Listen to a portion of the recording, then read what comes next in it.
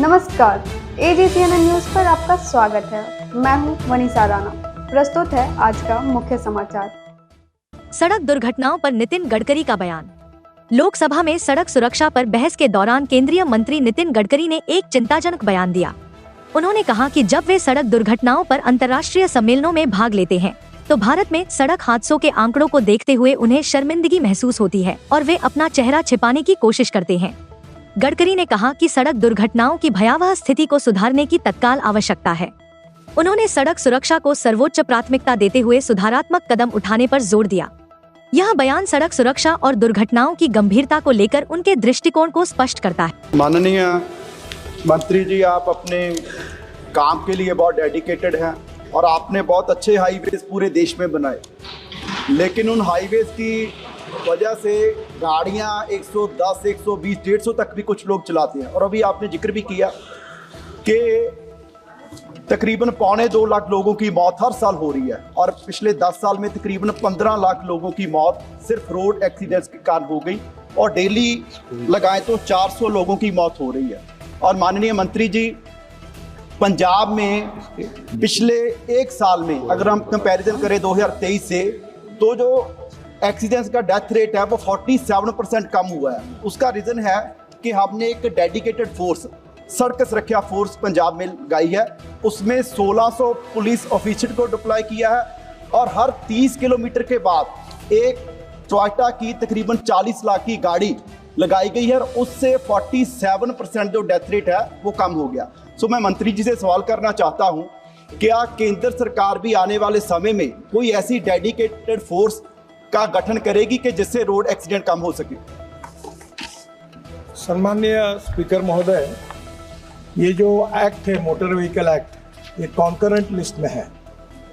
जो कानून बनाने के अधिकार राज्य सरकार को है उसको स्टेट लिस्ट कहा जाता है, जो भारत सरकार बनाती है उसको सेंट्रल लिस्ट कहा जाता है और जिसमें स्टेट और सेंट्रल दोनों करते हैं उनको कॉन्करेंट लिस्ट कहा जाता है।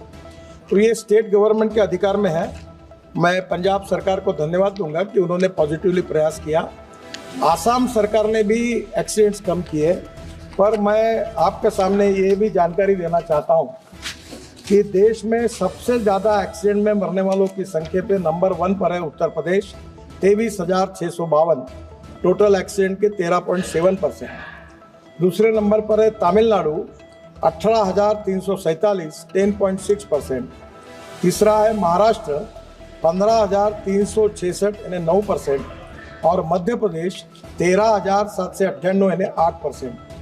मैं विशेष रूप से इन चारों राज्यों के मुख्यमंत्रियों से, एक से उत्तर प्रदेश के मुख्यमंत्री से मैं भी लखनऊ गया था, मेरी डिटेल बातचीत हुई, उन्होंने इसको सीरियसली लिया है। बाकी भी मुख्यमंत्रियों से बात करके इसके लिए कोशिश करेंगे। सिटी जो है भारत की जिसमें सबसे ज़्यादा लोगों का डेथ होती है, उसमें पहले नंबर पर दिल्ली है। 1,457 डेथ दिल्ली में होती है। बेंगलोर में 915, जयपुर में 849। और मैं ये मानता हूँ कि इसके लिए रोड इंजीनियरिंग, ऑटोमोबाइल इंजीनियरिंग, ये 2 चीज़ें महत्वपूर्ण हैं।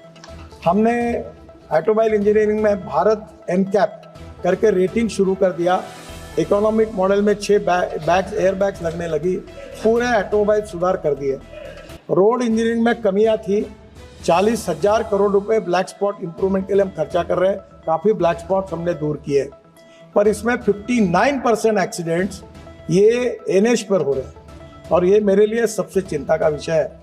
और इसका कारण जो है कि जो डिटेल प्रोजेक्ट रिपोर्ट बनता है तो हमारी सिस्टम ऐसी कि जो लोवेस्ट आता है उसके गले में माला पहनाते हैं और इतने घटिया क्वालिटी के वो DPR बनाते हैं और जिसके कारण फिर आगे फ्यूचर में ये प्रॉब्लम आते हैं।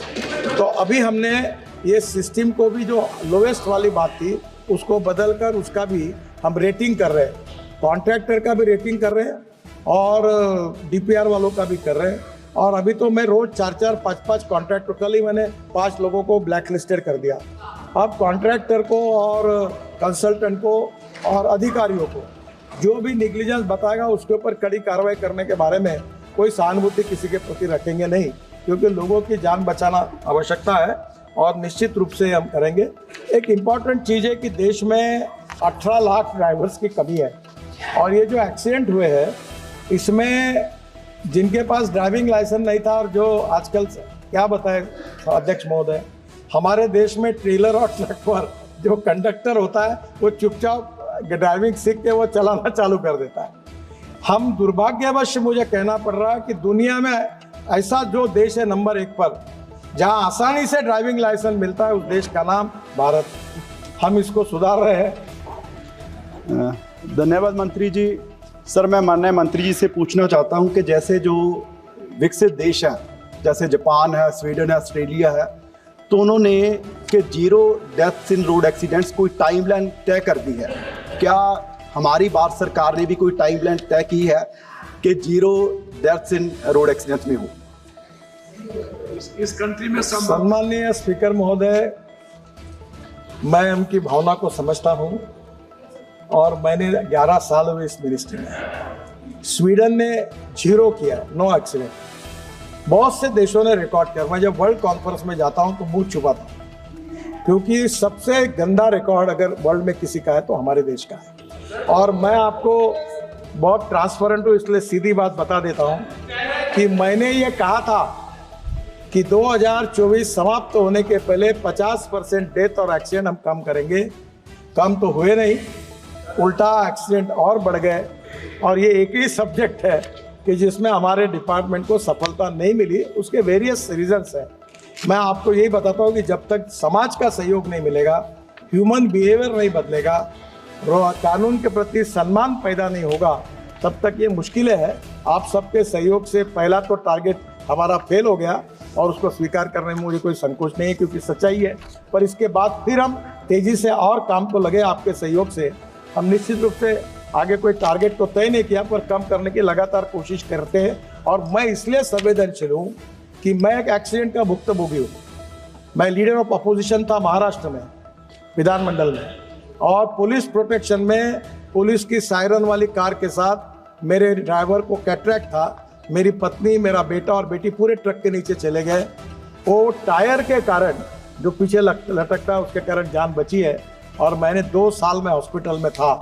तो मैं इसके प्रति तो बहुत ही ज़्यादा संवेदनशील हूँ। पर दुर्भाग्यवश बहुत कोशिश करने के बाद भी जो कम ही है तो हुई नहीं, उल्टी बढ़ी है। ये चिंता का विषय है। आप सबके सहयोग से इस उद्देश्य को पूरा करने की कोशिश करेंगे। आज के लिए बस इतना ही। मुझे दीजिए इजाजत। नमस्कार।